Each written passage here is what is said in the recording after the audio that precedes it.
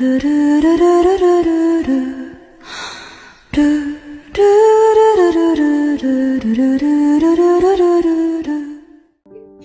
mga kahidlaw, I am Sofia Marie A. Mondano, the Director of Songwriting and Music Video. Well, my reaction is very unexpected kasi nung bago pa lang mag-start yung parang ina-announce pa lang sa amin yung mangyayari dun sa Cinema Lente. Ang sinabi ko lang kay Aris, meron akong idea kung paano yung magiging flow ng music video, pero hindi ko sinabing magda-director ako.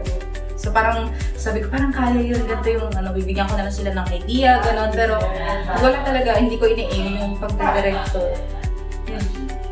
Well, siguro yung nung pupunta na tayo ng Timberland. Kasi first time ko lang din doon, so parang search ko lang siya. Tapos pinuntahan ko siya, pero hindi pa ako nakakapasok. So, nung pagpasok ko doon, first time ko lang din yun, nung sama-sama na tayo. So, parang sabi ko, maganda yung spot natin. Maganda yung magiging itsura siguro ng music video. So, siguro yun doon, sa Pickleball Court. Okay. Siguro yung paghahanap ng places. Lalong-lalo na doon sa trabaho ni Damien, ni Nico. Ang una kong pinuntahan, yung sa spot ng GTA, department store, hindi talaga yung una kong pinuntahan. Kasi parang siya tindahan siya ng seafood, parang establishment din siya, pero maliit yung spot, pero maganda yung itsura niya. Yung harap, parang sabi ko parang aesthetic, tingnan, maayos tingnan to pag nung nandun na ako, syempre nag-asa ko permission dun sa mismong may-ari. Tapos nung lumabas na yung may-ari, doon di ko sinabi Minalditahan ako noon. Tinanong ko, ate, ano po kasi, meron kaming parang project sa school or I'm the director po ng isang music video po sa school namin.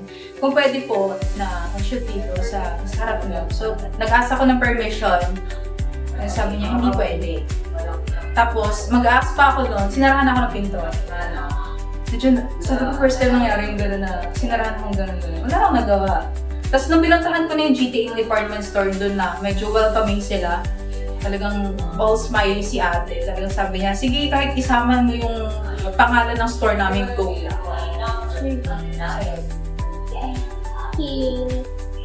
Siguro meron yung way ko ng pag-shoot. Kasi yung naging itsura naging sistema ng pag-shoot ko ng music video. Parang sinunod ko siya dun sa story. So, ang daming clips.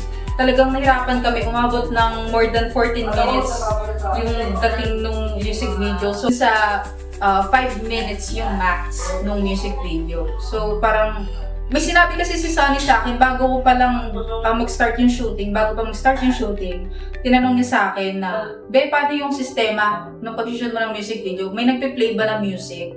So, napaisip ako, dun mo itutugma yung scene dun sa pag nagpe-play yung music. So kasi yung ginawa ko, mali ko rin talaga yun na dun ako nag-focus na sundan lahat ng parts dun sa story. So umaba lahat ng clips.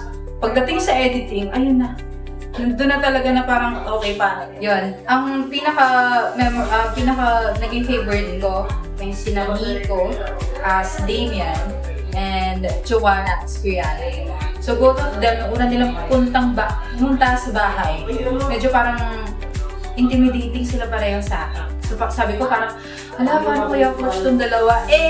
Yung late kayo, silang dalawa yung nauna sa bahay. So hindi ko alam kung paano sila i-entertain. So binuksan ko yung TV, sabi ko, Binood muna kayo, anong pinapanood nyo? Ayaw nila magsalita naman, hindi okay lang po ate, parang nagkakayaan. Pinilit ko si Joanna. Kasi si Nico, ang sinabi niya, kahit Black Clover na, so pinlay ko na. Sabi ko, okay naman pala sila. And meron pa pala, si Kian. Bakit? Kasi si Kian, hindi talaga kami close bago pa mag-start to Cinema Lente. Nagkakabatian, pero hindi yung ganito na talagang nagkakabiruan na kami. Talagang sabi ko, maayos naman palang kausap si Kian. Madali siyang bigyan ng instructions. Talagang wala siyang hindi siya nagko-complain kahit dito ka pupwesto, dito ka. Kahit naman, nasa likod naman niya ako, ginaguide ko siya. Sabi ko, maayos siya. Naging close kami after nito. Saya. Siguro, i-describe ko itong Cinemalete journey ko as an eye-opener. Siguro masasabi ko lang sa production team namin, Hidlawan Production Team. Hindi nyo kami matatalo. Wow! Hindi, kasi alam mo, hindi dito kami ganun kaka-close. Magkaka-close talaga. Dito lang talaga parang pinagkibay. Parang lumabas lahat ng tunay namin ugali. Yung tunay na kulay ng bawat isa. So, sabi ko, ang saya pag may ganito. Nakakapagod. Pero, nandun yung excitement, nandun yung kaba, nandun din yung saya. Hello, I am Sofia Maria Mondano, the Director of Songwriting and Music Video, and I am inviting you all to watch our entries in upcoming Cinemalete this April. So, pwede niyo pong i-message or i-check yung aming Facebook page na Hidlawan Production para makita po yung mga napaghirapan natin. At sana maging masaya kayo. And don't forget po na bumili ng ticket para panood po kami. Sana supportahan niyo po kami. Salamat po!